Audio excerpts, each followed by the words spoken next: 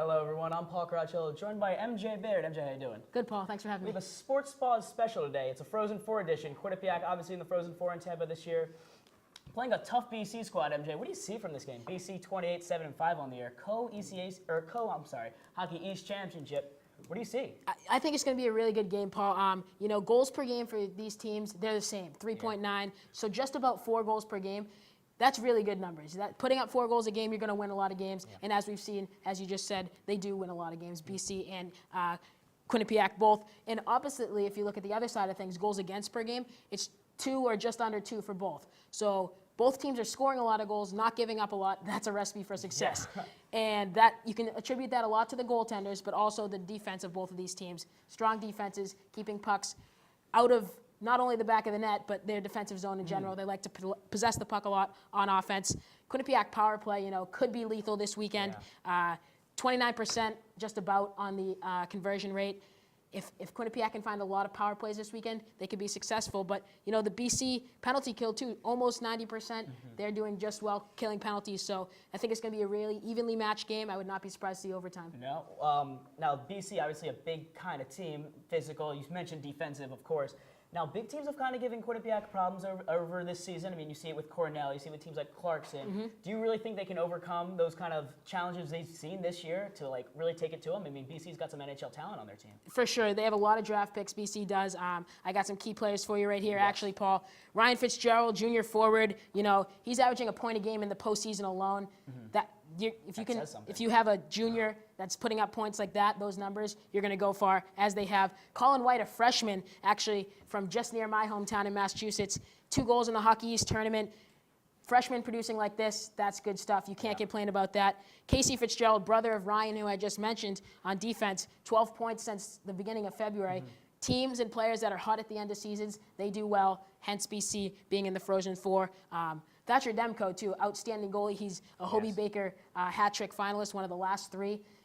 So he could very well win it. And the team really has the ability to score in all periods. 53 goals in the first period all year, 49 in the second, 50 in the third. You never really know. This team can score at all times. Exactly, MJ. Now, moving on to the other side, we're talking Quinnipiac Bobcats. You kind of mentioned that stat. BC's very even throughout the entire game. Now, over the weekend, we saw Quinnipiac really struggle period to period, having trouble playing a full 60 minutes. Now, do you see that being an issue, and what are your key players from the team?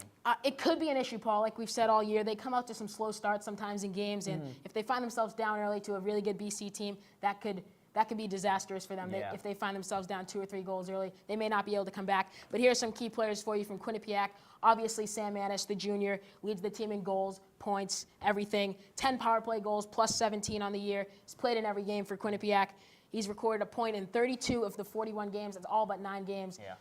That's really good. That is really good. Quinnipiac offense just revolves around Annis. He's a catalyst. We saw him a little bit banged up last weekend, game time decision in both games, but he looked good in both games. He's recorded points, in both. So I'm assuming he's going to be well to go this weekend in the Frozen Four, put up just as good numbers as he has all year. Connor Clifton on defense, junior defenseman. He caught fire in March, really, along with a lot of these other Quinnipiac defensemen, not only finding the score sheet, but just playing good hockey. The defensemen, him too, Devon Taves, also on my top 3 players to watch. They love to join the rush for Quinnipiac. And last weekend against UMass Lowell, they weren't able to do that. UMass Lowell was able to stretch the neutral zone, stop them from joining the rush. But Rand Pecknold, this is just an attribute to how good of a coach he really is. Changes on the move. The second period, Quinnipiac comes out, changes the style of play. The defense may not be pushing the play so much, but still, they've turned the game around, go on to win the game. So, the defensive unit as a whole, but specifically Connor Clifton and Devon Taves, my players to watch for Quinnipiac. Absolutely, and that's some NHL talent on the back of Quinnipiac, too. Exactly. MJ, thank you for joining us. Thank you, Paul. One more quick stat before we leave, too. The last time the Frozen Four was in Tampa, BC won the national championship. So they're there again. Maybe on the lookout for that. Exactly. Quinnipiac with BC in the first round, so this game could really go either way. Exactly. All right, MJ. Again, thank you for having us, or thank you for being here. Check out other Frozen Four coverage on Q30television.com, and make sure to follow us on Twitter at Q30Sports for all the updates. Till then, I'm Paul Caracciolo. This is MJ Baird. Have a good one.